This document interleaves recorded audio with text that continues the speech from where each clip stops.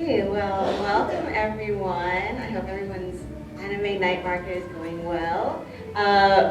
We are doing the Cosplay to Cospay panel, which is about turning your hobby of cosplay into a profession. I've been planning this panel for years, and I'm really excited that I get to finally host it. And while I was planning this panel, I thought that it wouldn't be right if it was just me hosting, because my journey as a professional cosplayer is different, and I think it'll be different for everyone trying to get into it. And so I am joined by the lovely Akemi-kun to share her experience with getting into the profession. And I'm really excited that she's going to be able to share her experience with you guys as well. This panel is more of like a guideline. It's not really a sure way to get into the industry. Like I said, the journey to becoming a professional cosplayer is going to be different for everyone. So if you do learn something here, definitely apply it in your own way. Every cosplayer is different, every person is different, so please use this as a guideline to becoming a professional cosplayer. And I'm going to say professional cosplayer because there's not really a term right now for it. It's still weird for me to say professional cosplayer, but that's what we're sticking with. So, go ahead, next slide. So what you're going to be learning today is building your skills as a cosplayer, how to network, how to get jobs, seeing if being a professional cosplayer is a good fit for you, fostering good partnerships, and green flags and red flags to look out for when you are applying for gigs. And then we'll have questions at the end, and if you guys can, if you have specific questions for either me or Akemi-kun, please let us know at the beginning of the question so that way we know who's going to answer. So, next slide. So first off, a little bit about me. My name is Vanessa. I also go by Fruitcake online. I've been cosplaying since 2005, but I've been doing it professionally for about 8 years. I've been working with companies such as Bandai Namco, Capcom, Sega Atlas. Currently, I am touring with Code Vein 2 for Bandai Namco as one of their official cosplayers for 2 of the main protagonists in the game. Game comes out January 30th, by the way. Definitely check it out. I also do a lot of other jobs on the sides. I'm a full-time streamer. I also currently host the Bandai Namco Spotlight series on YouTube, so if you guys have a chance, please check that out. I also love horror games, horror video games, horror movies. Horror anything is one of my favorite things. I have a giant mountain of plushies that I call Mount Plushmore. And I also play a lot of Monster Hunters, so if there are any fellow hunters here, definitely let's talk after this panel and hunt some monsters together in the future. I'm going to turn it over to my co-host, Akemi-kun. Hello everybody, my name is Akemi, also known as Akemi-kun or Akemi Cosplay. I've been cosplaying for about 14 years now. And some of the companies I've worked with include Riot Games, Bandai Namco, Sega Atlas, Oilverse, mostly video game companies. iCraft, I'm also a VTuber, a cosplay judge, and just overall general content creator nowadays. And some of the things I like are Attack on Titan, Arcane, and Sonic the Hedgehog.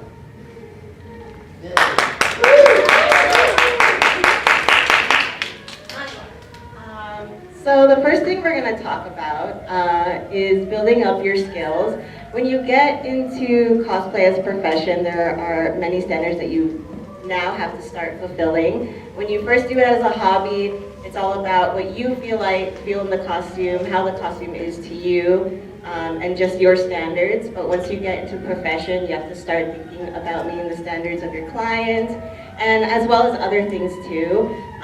It's not just the standards of crafting, it is also the standards of talking to people, being able to socialize and be inviting. So there's a lot of skills that you have to learn when you do become a professional cosplayer.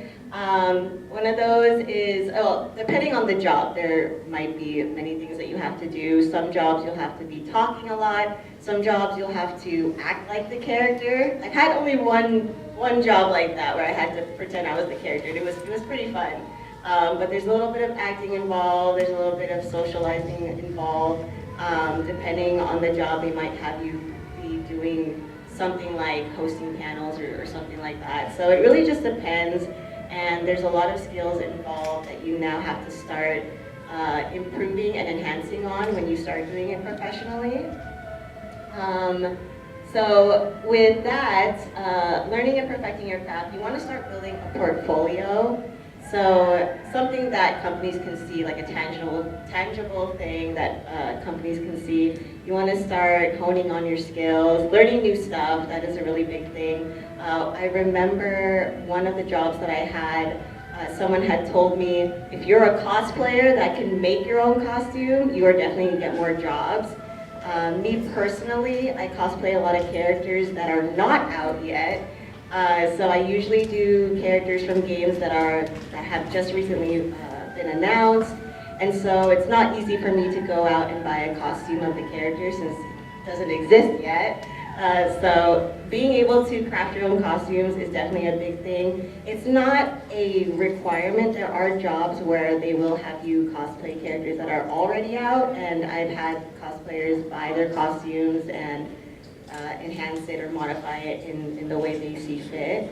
But from my experience, I do a lot of characters that aren't out, so being able to craft your character and everything does give you kind of a leg up when getting these jobs.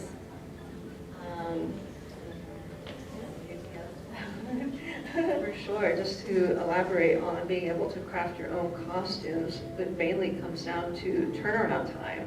A lot of these companies, when they hire cosplayers, it's usually if there's a budget left over, more or less. Like we have a little bit left in the advertising budget, let's hire some cosplayers. So you're not going to get a big enough of a heads up most of the time. So being able to craft a costume by yourself and to do it quickly is definitely something that is a positive in this business.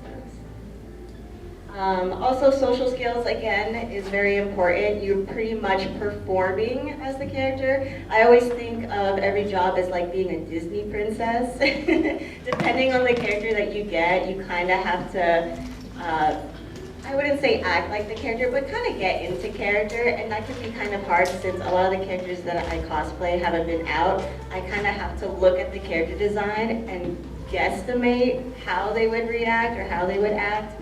And sometimes I get it, sometimes I don't. But you will have to kind of perform in the character, be in character a little bit, and again, socialize. I do most of my socializing and talking when I'm at the show floor and meeting all the attendees and welcoming everyone to the booth. So if you're not really big on socializing, I don't know what to tell you. You kind of have to like talking to people. So. And then of course, asking for help. We ask for help all the time. I've commissioned other cosplayers to help me make things. Again, what Akemi said, the turnaround for some of these costumes can be really fast. I'm currently touring with Code Vein, and they gave me 2 weeks to make the costume. So I was like, well, I can't do this by myself. I'm just one person. So I was able to commission some friends of mine to help me with the costume.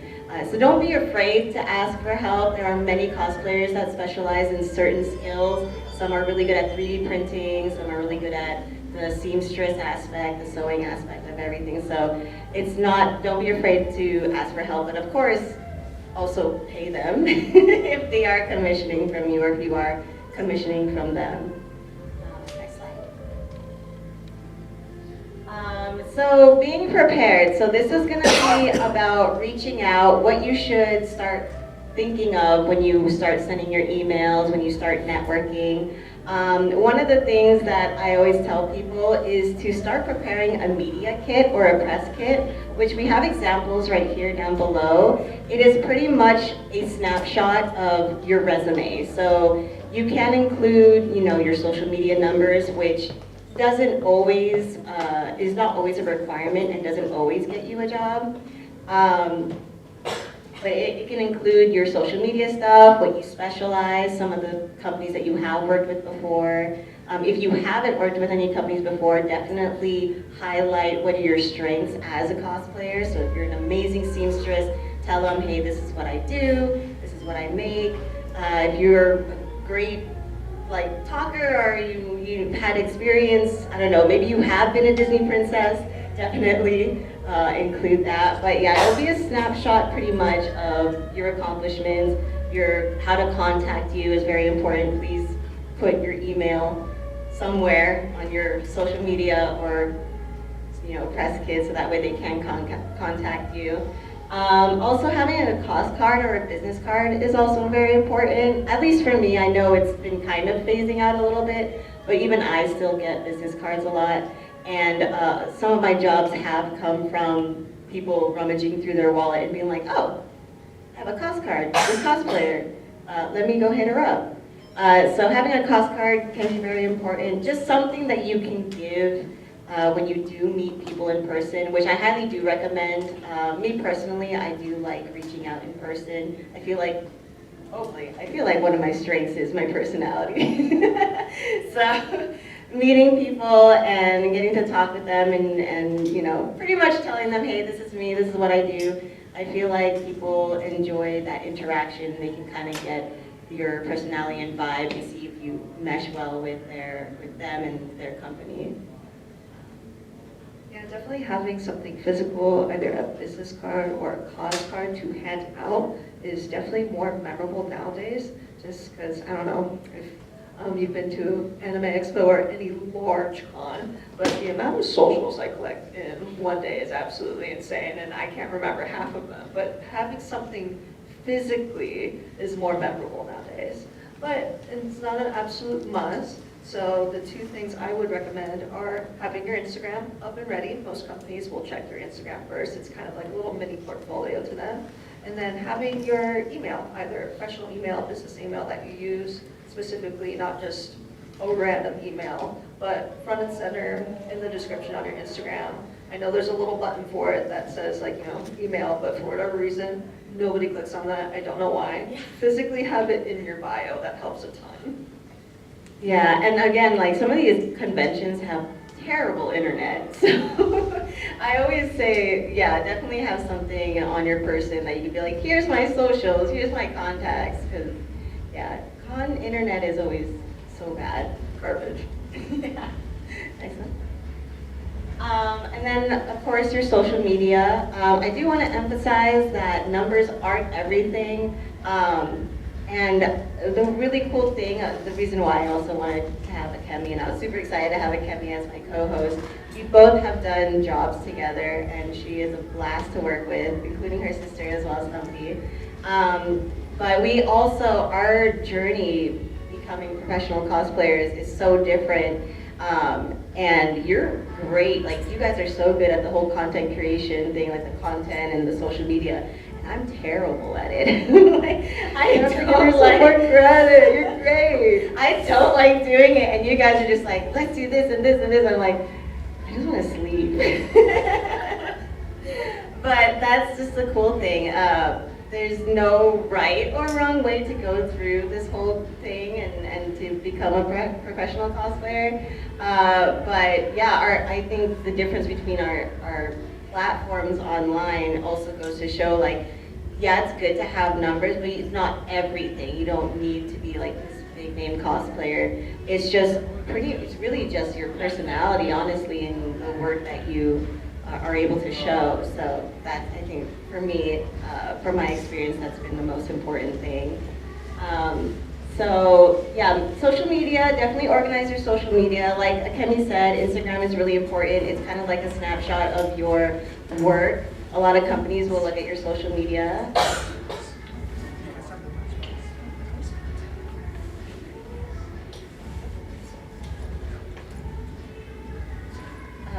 So yeah, a lot of companies will look at your social media. They'll see costumes that you've made. So definitely organize that. If you need to, make a separate personal account so that way some of your personal stuff doesn't get shown, because some people like to keep their personal and professional lives separate, so definitely think about doing that as well.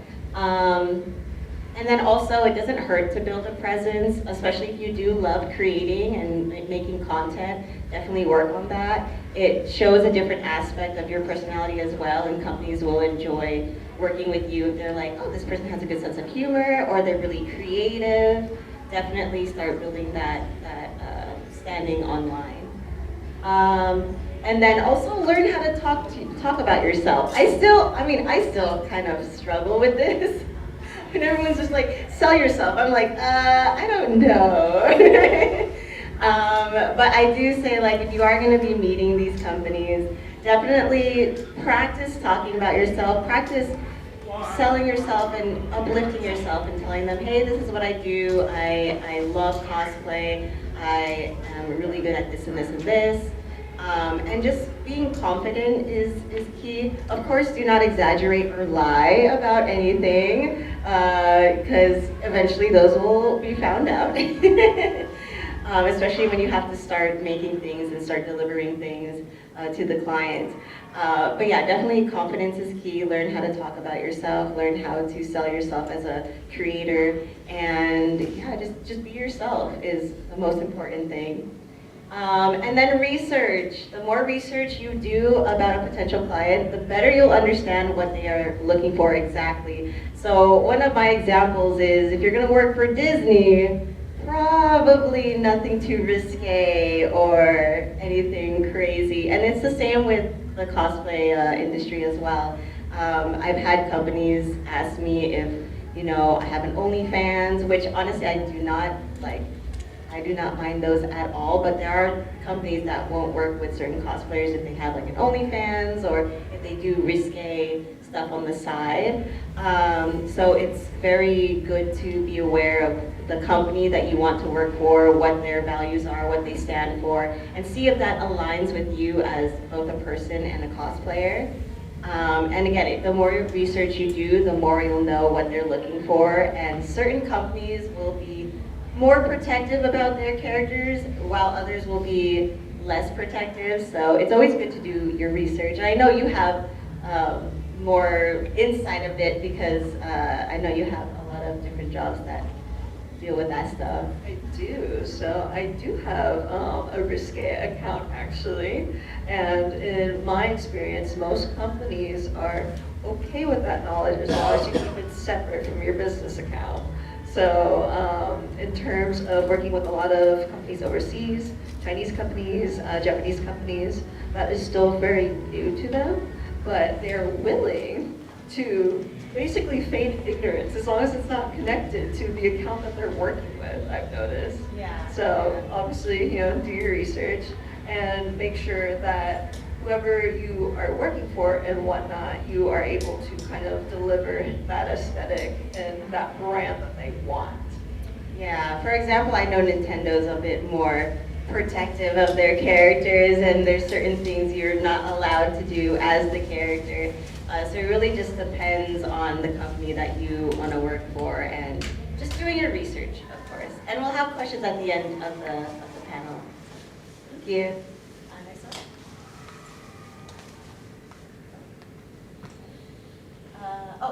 Okay, cool. So emails, yes, sending emails, that's another way of reaching out. Again, making a press kit and attaching your press kit to the emails is a good way to show that, hey, here's me, I'm a cosplayer, here's some of the work that I've done. I do like to be more face-to-face, so going to events, talking to companies, asking for a meeting, a quick, like 5-minute meeting is a great way of doing it. And I feel like they have a better understanding of the person you are and whether or not you align with their values and stuff like that. I think personally, I just like the whole meeting face to face, and that's how I got most of my jobs, was just going to events and being like, hey, I'm a cosplayer. If you need cosplayers, I'm here. And then of course, making genuine friends. The industry is actually very small and people talk, and if you are a very kind person, if you're respectful to people and you work hard, most likely, if you have worked with a company, most likely they will recommend you to another company as well. I've gotten a ton of jobs from just recommendations. Actually, the one that I'm currently doing for Bandai, which are the spotlight videos, The way I got that was the people who got me my first cosplay job are actually the people that work for the people who produced that Spotlight series. And they recommended me to be one of the hosts, which is super awesome. But it just goes to show that if you are a hard worker and you work well with others and you're respectful and you're always on time and all that stuff, most likely people will vouch for you and recommend you. And what we were talking about earlier with budgets for some of these gigs, most of the companies, because of the budgets, sometimes they can be really tight. They usually want to work with people that they know are going to be really good workers. And so they always ask all the time, like, hey, like, for example, this is just an example, like Sega Atlas will see cosplayers that, you know, Capcom had, and they'll be like, hey, those cosplayers that you had your booth, can I get their info? Because they look like they did a really good job. So that happens all the time. And so I definitely recommend just being respectful, being kind, be professional, but also be very welcoming and yeah, just very nice to everyone. You never know who is like at the booth. Like you just have to be respectful and nice to everybody because you never know who's watching. That's very true. The industry is really small, and I don't know, everybody just kind of knows everybody, for sure. I have a funny example, actually. I was working for a fighting game company, and we were just chatting, hanging out, and she saw my Sonic the Hedgehog cell phone, because I'm obsessed.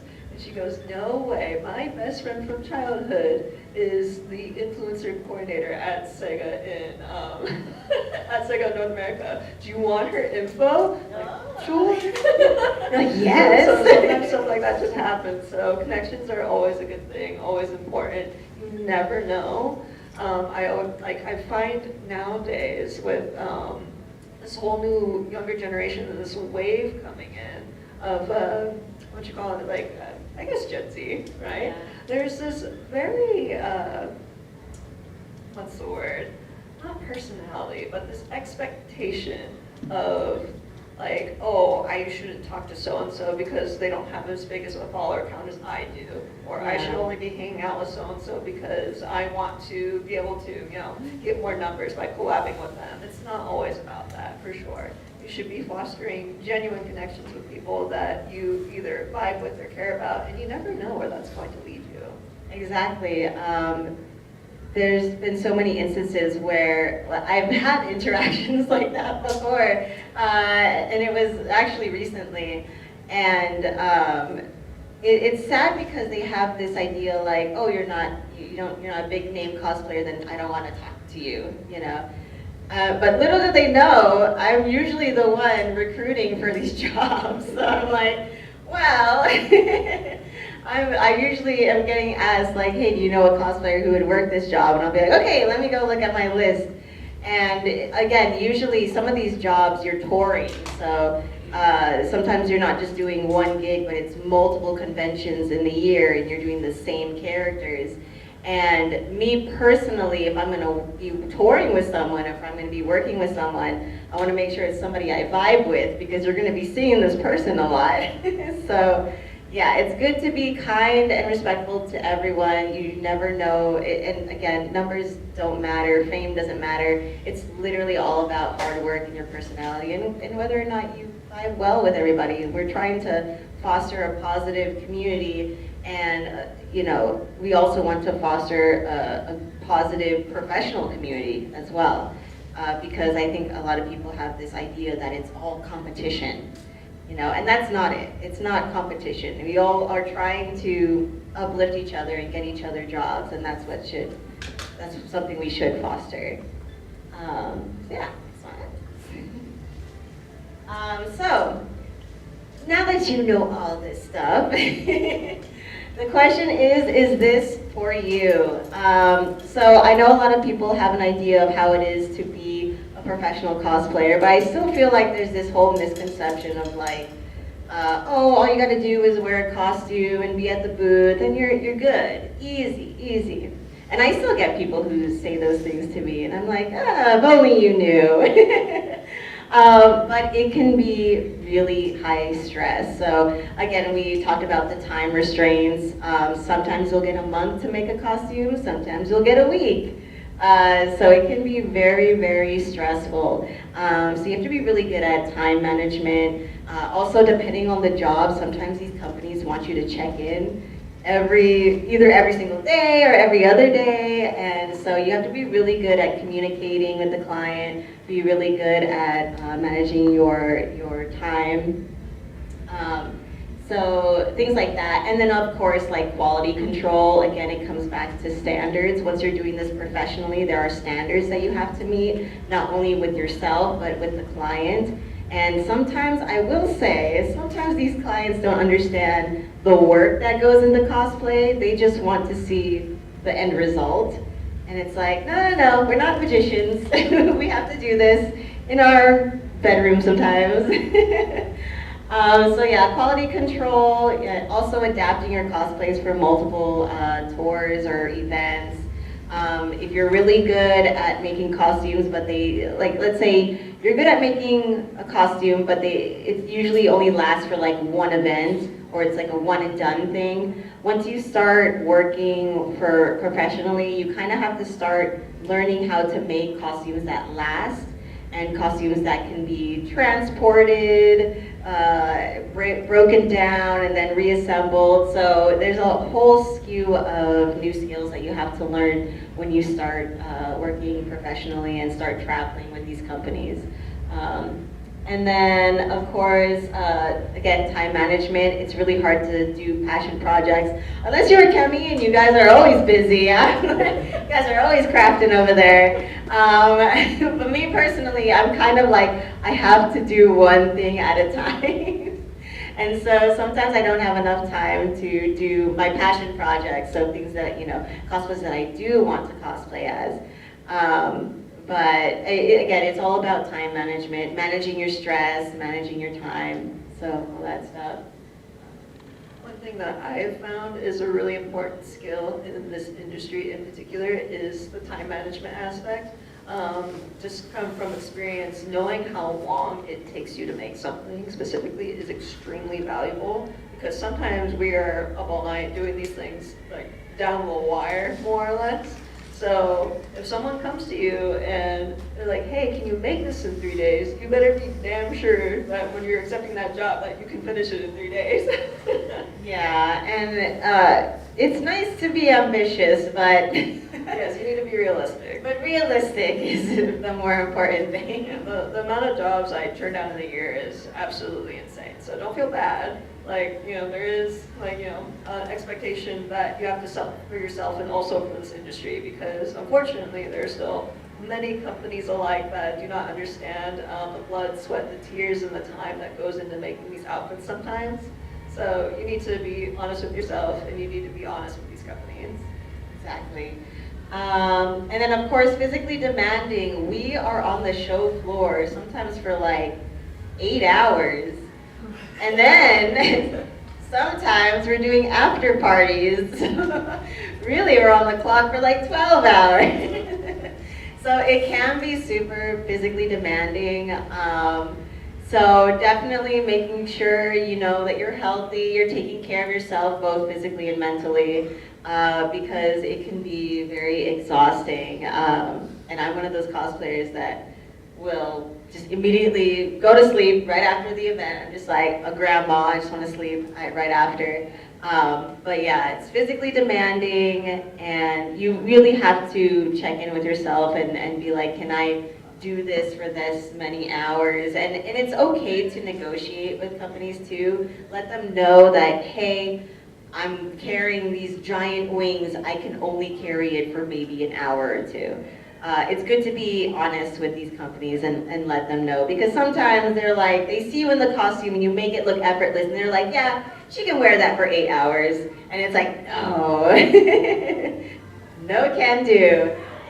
So definitely be honest, and again, make sure you're taking care of yourself, both mentally and physically, so that way you're able to do the job. Yeah, we did a job at Anime Expo where we were in full body suits and prosthetics and Face full makeup. paint. Yeah, and they wanted us to be on the floor for 8 hours with, I think, like one small break in the middle. Oh, And yeah. I was letting them know, like, yo, one of our models has nails that are about a foot long, and she's in full prosthetic and full bodysuit. She's not gonna be able to use the restroom. Like, this is not, like, I don't know what you're expecting, but that is not doable. So it's just, it's an afterthought. It's things that companies don't think about sometimes. So it is up to us as cosplayers to realistically set these expectations for them.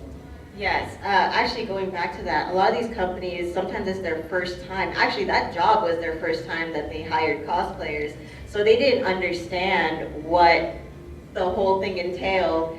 And so, yeah, you sometimes have to fight for yourself or vouch for yourself and let them know, like, hey, I can't wear this for 8 hours, or this is physically hurting me. Because if you don't say anything, they're not gonna know. And so, yeah, you really have to vouch for yourself and tell these companies, like, hey, this is this and this, you know. One of the many perks of the industry still being so new, I would say. And most of the time too, make sure that you not only are factoring in the time that you are on the show floor, but for example, we're getting up at 6 a.m. to do makeup. We need to be on the shuttle by 8, on the show floor by 10. We're working until maybe like 6, 8 p.m. and then maybe there's an after party that we have to work until midnight. So those are all hours that need to be accommodated for. And sometimes the company does not even think about that. They're just like, oh, they're just on the show floor from this time to this time. You need to factor in all the work that you're putting in throughout the day. I like how we're bringing up the after party, because I'm getting PTSD from the Tekken one. Oh my god. We had a Tekken after party and it was crazy. I don't remember it, I was so tired. Yeah, me too.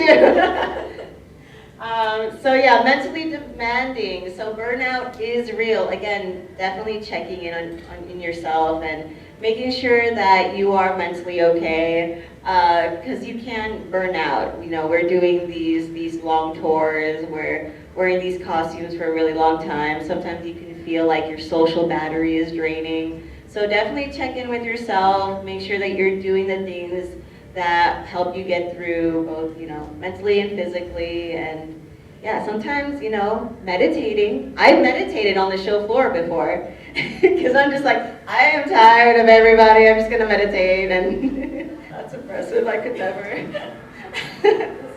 it can be really hard because the show floors are so loud, and you're hearing screaming somewhere, and there's music blasting. Yeah, it can be hard to zen out for a little bit, but sometimes you have to. Sometimes you have to.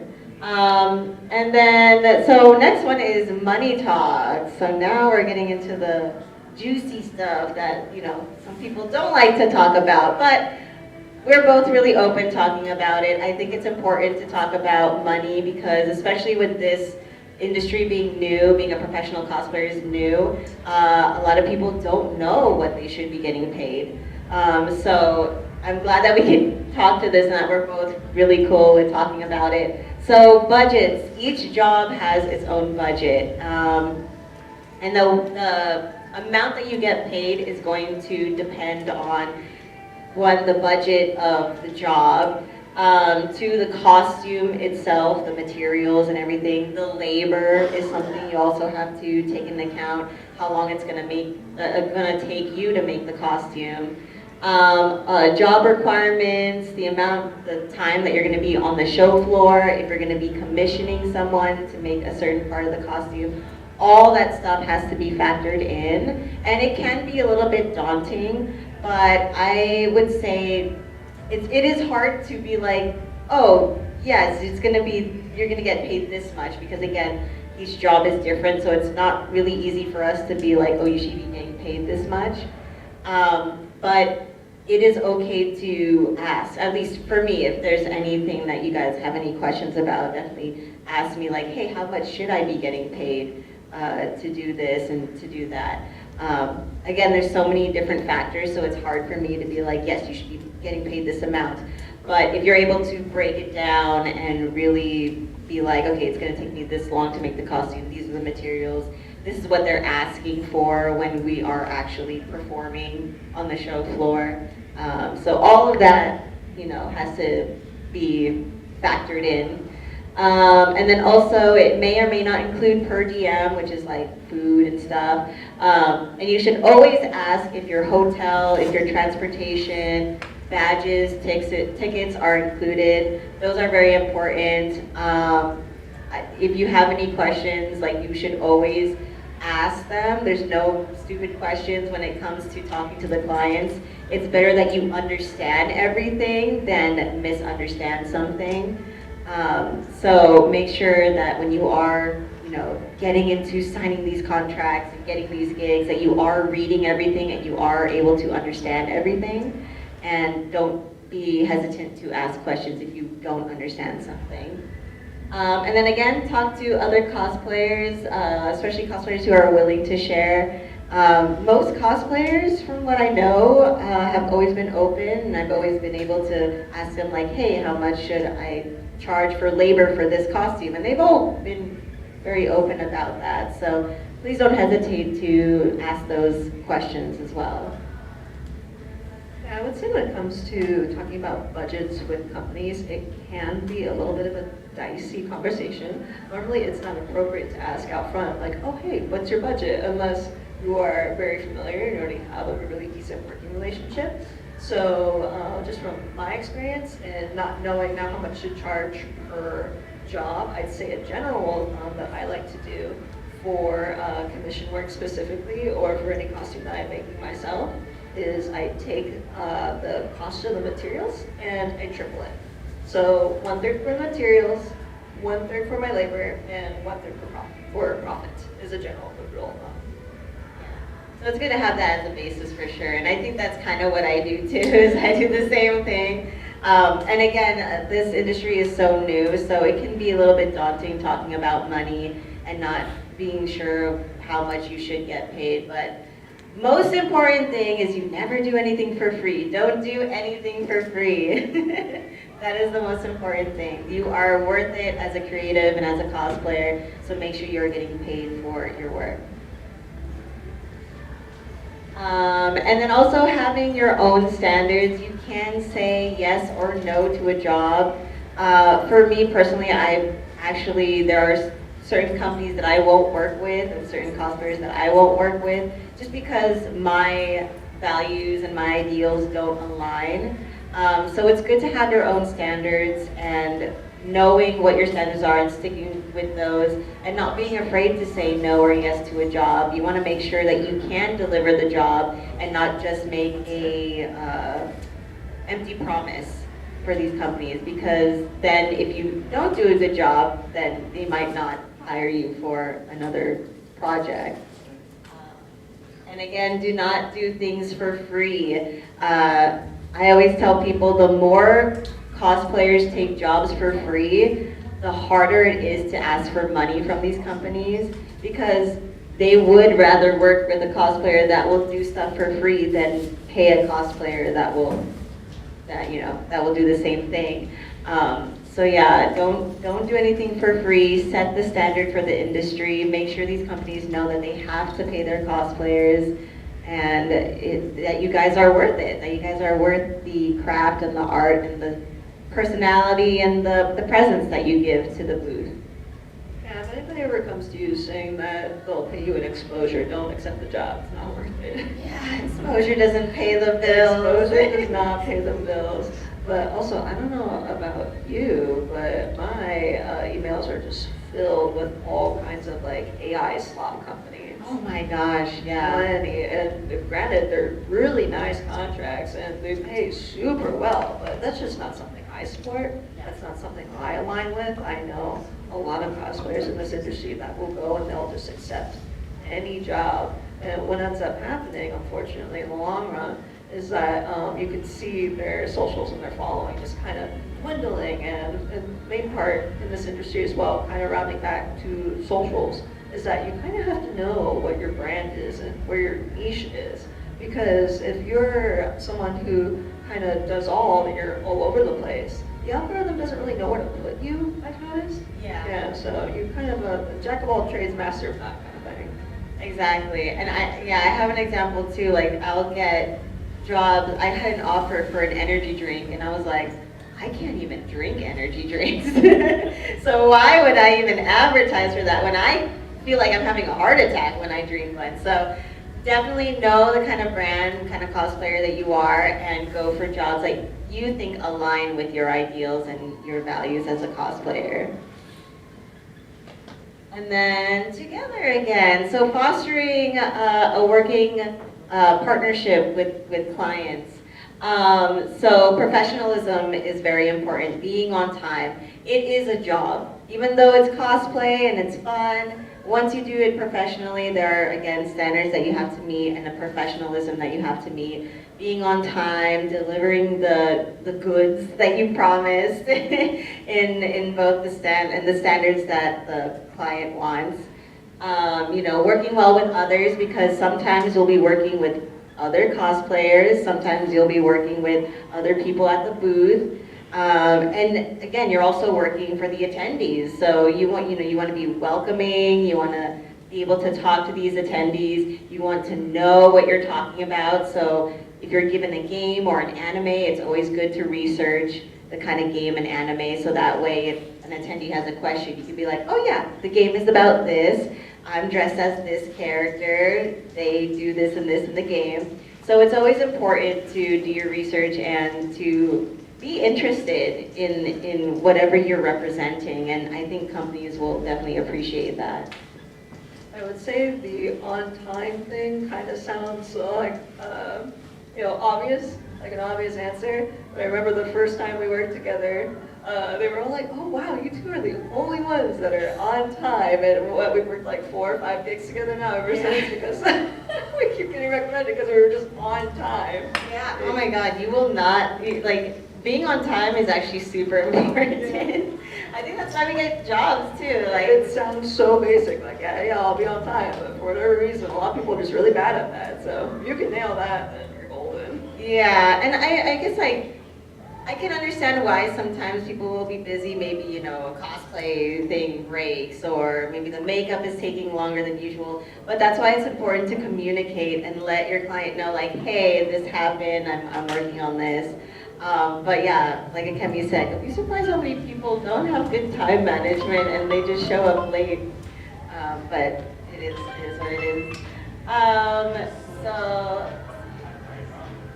And then, being yourself, being respectful, saying thank you to everyone at the booth. I have this thing where I always, when I show up to the booth, I say good morning to everyone. And then when we're done, I say thank you for all your hard work. And then, it's just being respectful and being professional, and also just being nice. Like, everyone over there that works at the booth, a lot of them are also gamers, and a lot of them are into the same thing that you are. So yeah, making genuine friends is definitely going to be a big part of working in that environment and stuff. And then of course, keeping in contact with everyone, and again, getting recommended. The industry is really small, so everyone will talk, and everyone will be, if they like you, they'll be like, hey, there was this cosplayer that we worked with last year, you guys should work with her. So yeah, the industry is very small, and everyone does share the people that they enjoy working with. Okay, so green flags and red flags. So these are like things you should look out for when you're looking for jobs. Some of the green flags are clear and consistent communication with the client. So the client is constantly in communication with you, is willing to be clear about anything you might be confused about, willing to answer your questions that you have, and just in constant communication, consistent communication is very important. Especially, like I said, sometimes these jobs, these companies will want updates on your costume. And so just letting them know, hey, this is what I'm doing, and then them giving you feedback in a timely manner is very important as well. And then reasonable deadlines and due dates.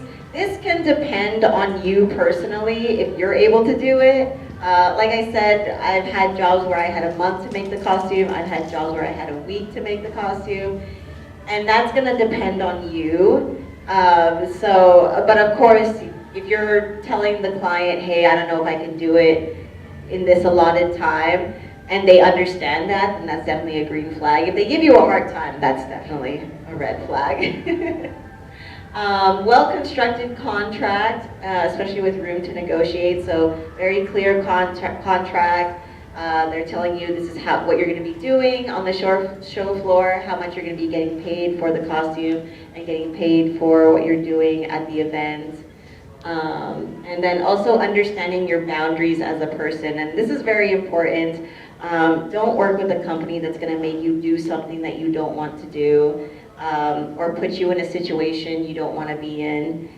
Please, yes, be very, voice your concerns whenever you feel like something isn't right, because that one's going to be very important. Again, sometimes these companies don't understand what it takes to do the things that we do, and so you definitely have to make sure that you voice your concerns and let them know, hey, I'm uncomfortable with this. And if it's a good company, they'll be like, oh, okay, then you don't need to do that. We don't want to push your boundaries or anything. So I would say the contract aspect is extremely important, and it is something that gets overlooked.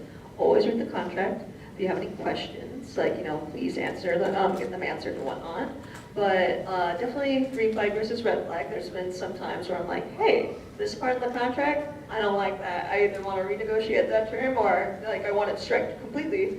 And sometimes companies are like, oh yeah, no problem. Like, we'll get legal on it. We'll adjust that for you. Let's negotiate. And there's been some times when I am told flat out, no, that is the standard contract. You either sign it or you don't get this job. And I have had to walk away because of that. You definitely got to make sure to read those. Some of them can be a little scummy. There are jobs as well that there is no contract in general. Not necessarily a red flag, but that also means, in my experience, I'll show up with my own contract. Then, all right, well, if you don't have one, here's mine, saying that you agreed to pay me this much by this day, and there's absolutely nothing wrong with that. Don't feel like you're being pushy or whatnot. It's always important to have something in writing. yeah, very, very important. And then, of course, red flags, free work for exposure. Don't do that. There's a lot of companies that will be like, hey, they'll put like a tweet or something, and they'll be like, hey, come to our booth if you're cosplaying one of our characters, and you can work our booth. But they're not going to pay you. So please don't take jobs like that. Again, we're trying to set a standard of getting all the cosplayers paid. And the less cosplayers that take free work, the easier it is for us and for other working cosplayers to get paid what we deserve. So yeah, nothing for exposure, please. And then unfairly and unequally treating cosplayers. If you see a company that is treating you poorly over another cosplayer, or vice versa, definitely that is a red flag. I think every cosplayer should be treated fairly and equally, no matter the kind of following or how famous they are. If you're all doing the same work, you should definitely be treated and paid fairly. And so make sure you're looking out for those kinds of red flags as well. Unclear communication, discussions about reducing pay. Once a contract is signed, they shouldn't be like, hey, we're gonna actually pay you less, unless you were really bad at your job. But even so, once that contract's been signed, usually they're not allowed to negotiate reducing your pay once everything is signed and everything. And of course, changing terms of contract after signing. And then last but not least, the most important thing is to have fun. As you can see, even when we're working, we still have a lot of fun at the booth. Sometimes this work gets really hard, and you have to still have love and passion for this to continue doing it. And again, burnout is a real thing, so checking in with yourself, asking yourself, hey, is this still fun for me, is a very important question to ask yourself. But yeah, most important is to have fun. It is cosplay after all, and as long as you're having fun and you're fostering a good community, good friendship, yeah, everything else is pretty straightforward, pretty easy. But yeah, and then after that, we have questions. So if anyone has questions, now's the time to ask us whatever you want to ask. I got a question. This is for both of you. It's for Fruitcake and Candy Crew. What was your guys' first professional gig like? Did the client reach out to you via email or call? Did they pay you well? How did you guys feel about the gig afterwards? Ooh, okay, so my first cosplay was actually with Bandai. And I don't know if anyone is like a Tales of series fan here, but one of my favorite games,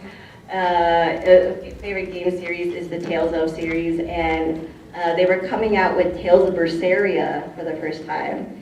And I really liked the main character, which was Velvet Crow from that series, and I decided to make a cosplay of her. And I went to the Bandai Namco booth, and I was like, hey, I would like to take a picture at the booth, because I'm cosplaying the character from their game. And I actually ran into at the time it was like the social media kind of person who interacts with most of the talents and everything. And so he was like, oh, hey, we really like your cosplay. Do you do this professionally? And I was like, not really, no. But I gave him my cosplay card, and then I didn't hear anything back. So I was like, okay, nothing happened, but it is what it is. And then I get an email a couple months later, and this is what it said. He said, I was going through my wallet and I found your cosplay card, and I was wondering if you're still interested in doing something for us. And I was like, yeah, of course. You guys are like one of my favorite gaming companies that does a lot of my favorite games. And so that's how I got my first gig, and my first gig was cosplaying for the first Code Vein game, which is really cool. But that one was really long, actually. That was a tour, and it was a 2-year tour because the game ended up getting delayed for a year. So I had to actually make 2 costumes for that, and I had to tour for 2 years, but it was a lot of fun. I did not know that, actually. That's really fun. So it was, I can't remember what year it was, but it was Anime Expo. And I cosplayed as Vi from League of Legends. I went to a League of Legends cosplay meetup, and one of the cosplayers there was like, hey, I work for Riot Games. I really like your Vi cosplay. Would you be interested in a gig in 2 weeks? I was like, yeah, sure. And I didn't have an Instagram at the time, so I gave her my phone number. And I got to film the World's commercial that year, my Vi cosplay, next to Faker, out of all people. You got to meet the god? I did not talk to him, but I just stood next to him, yeah. I feel like he's not a big talker. No, not a big talker at all. They were just like, see you here, and he was like, okay, did his thing, and then left. And I was like, oh, did he do the thing? Yeah. I was like, that was so cool. And ever since, yeah, they've just been hitting me up and whatnot. But honestly, they liked my costume, and they were like, that would look really cool in the commercial, and that was that. Yeah, and it's crazy because we still work with the same companies, so I guess we did something right because they keep asking us back. Fingers crossed. Yeah, fingers crossed, yeah, for sure. Any other questions? Yeah. When you go to conventions and cosplay, how many bodyguards do y'all usually have from time to time? Because I know some fans would get, crazy obsessed and want a picture, but no, not right now, I'm just tired. So, bodyguards. Thankfully, these communities that we've been cosplaying in have been relatively lovely and safe spaces. So I thankfully have not had any issues with that, fans being overzealous or anything. But normally at these booths that we work at, there is standard security just in case. Yeah, and I've noticed that when we're working at the booth, there's less likely things to happen. I think most of it happens when you're walking from the booth to other things. I know I did have one instance, and this was my first gig actually, it was the Code Vein one. There was one guy that tried to pick me up when I was in my costume, and I just felt his arm wrap around my leg. And immediately, the person I was with, he was like a Bandai rep, immediately walked up to him, and he's like this Russian guy. So he's just like, you can't touch her.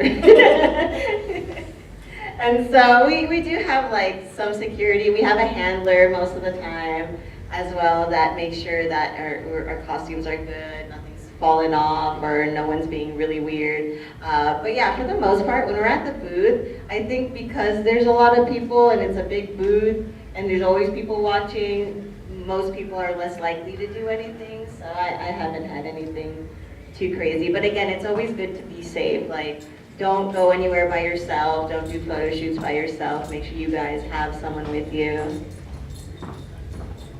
Any other questions? I got another question. Oh. For both of you as well. Yeah. By your own definition, what was the worst gig that you worked? And by that, I mean, like, was it a bad client? Did you show up to the gig with like a missing prop that was key to the costume? Anything like that?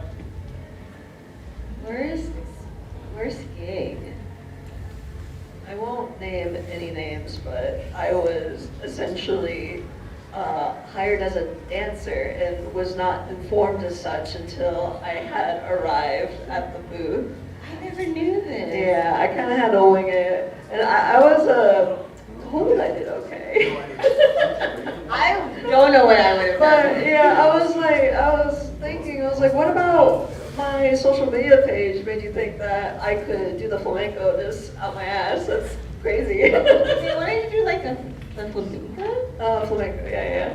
So don't know, to this day, I was just lack of communication or something got lost in translation or something. I mean, that should also be kind of a red flag for like some companies too. If they're reaching out and they don't know the kind of content you do, that could also be kind of a red flag. Exactly, but it's a learning experience. I figured like, oh, it's a huge company. You know, it will be fine. It's not fine. I don't even know. I can't even think of like coming up with the flamenco on the fly. I don't even know what that is. I just think every dance is the salsa, but like different versions. Basically. For me, luckily I haven't had any gig where I was just like unhappy. More just like tired. Where I'm just like, I can't believe I'm doing, like, it's like 2 a.m. and I'm like, why are we still in these costumes? Like, that's probably the worst. But yeah, luckily I haven't had any crazy gigs or anything like that. Knock on wood. Hopefully it doesn't happen. We'll see. Any other questions? Oh. This is a question for both of you. How often do you two repurpose your old cosplays or like update them? Ooh, I guess for me personally, if it's for work, I don't usually update them unless, you know, if it's a tour and I do the first event and I'm like, this isn't comfortable, I might have to remake this to make it more comfortable so I can wear it for the next event, then I'll do something like that. But other than that, I don't really remake anything because again, you would be coming out of my pocket because it's really hard to tell the client, hey, I didn't really make this very well. Can I get extra money to remake this part of the costume? So I usually won't do that unless it's just like a comfortability thing. But with my other cosplays, I revamp them all the time and I rewear them all the time. So. Yeah, definitely. I love rewearing my cosplays, and I always love to give them new homes too. So once I'm like, you know what, I'm done with this, I'll usually sell it to a fellow cosplayer as well. In terms of updating, kind of the same thing. Just it's mainly like a comfortability thing because we're on the floor for so long. So you know, I'll do the first gig and kind of like a test run. I'll be like, you know what, this thing needs pockets. I'll go in, I'll add some hidden pockets. I'm like, you know what, that last con we were at didn't have any AC. I'll like, work a fan into my costume or something instead. And just, kind of doing it as you go. Because it's one thing to try on a cosplay and see if it fits. It's a whole other beast to know, like how you're moving in it, how, if you could sit, what it feels like to be in that costume for 8 hours. So, yeah, just kind of based on the experiential thing. Do you ever have costumes that the companies have made for you that you can wear? I wish. That would be nice. I've done I've made costumes for other people, and then I've also worn other people's costumes. So yes, it's more of a rarity nowadays, I've noticed, because if a company could come to you and only have to pay one person to make the costume and wear the costume, that's more beneficial for them than to hire multiple people. So Yeah, and me personally, I've never had a client that provided the cosplay. I wish, that would be great. But a lot of the time I'm cosplaying characters that haven't come out yet, so I kind of have to be the first one to make it, which can always be daunting because I'm the kind of person where if I know someone made the same costume, sometimes I'll be like, oh, this person made it really well, I want to try their technique. So I kind of have to innovate things for the first time for the character. But yeah, I mean, some jobs have it. I just haven't had those jobs yet. What time is it? Oh, 3? Okay. Well, we're going to end it here. Thank you so much for coming to our panel. I hope it was very informative. If you guys have any questions and you see me or Kemi-kun, please don't hesitate to ask us and come up to us. And yeah, so we're really open and we love to share our knowledge and make sure we educate all the new cosplayers and even the veteran ones who want to get into being a professional cosplayer. So thank you so much for having us, and I hope you guys enjoy the rest of your annual. Anything to say to the fans and the supporters here? Huh? Anything to say to the fans and the supporters? Have fun. It's cosplay. Make sure you're having fun. drink your water. Drink water. I agree.